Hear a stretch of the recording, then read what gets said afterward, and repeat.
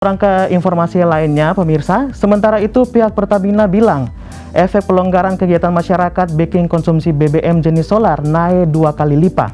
Pertamina klaim tidak ada kelangkaan lantaran stok sesuai kuota pemerintah ada tetapkan. Berikut DP informasi.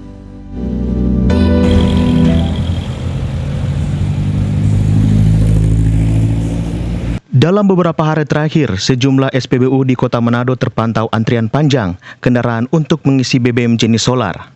Bahkan sejumlah SPBU yang mengalami kekosongan karena banyaknya kendaraan yang mengantri. Antrian panjang yang terjadi ini bukan dikarenakan stok solar yang langka, namun akibat adanya pelonggaran pembatasan kegiatan masyarakat, sehingga konsumsi menjadi naik hingga 2 kali lipat. Jadi menyikapi kondisi antrian solar yang baru-baru ini terjadi di beberapa SPBU di Sulawesi Utara, kami sampaikan sekali lagi hanya di beberapa SPBU.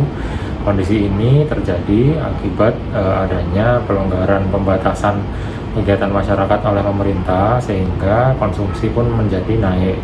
Saat ini konsumsi di Sulawesi Utara itu naik 2 kali lipat sejumlah 1.100 kiloliter. Adapun stok di terminal BBM kita di Sulawesi Utara, yakni di terminal BBM Bitung, itu mengcover sampai dengan 1.500 kiloliter pada hari ini gitu. Jadi stok masih dalam posisi aman.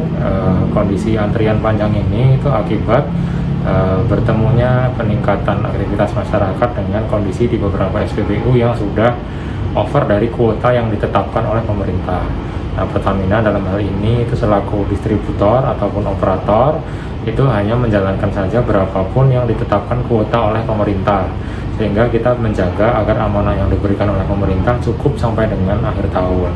Untuk diketahui, solar adalah jenis BBM yang disubsidi oleh pemerintah, sehingga penggunanya khusus kendaraan roda 4 dengan maksimal 60 liter per hari.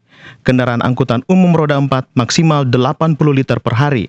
Untuk roda 6 maksimal 200 liter per hari. Paul Baole melaporkan untuk Kawanua TV.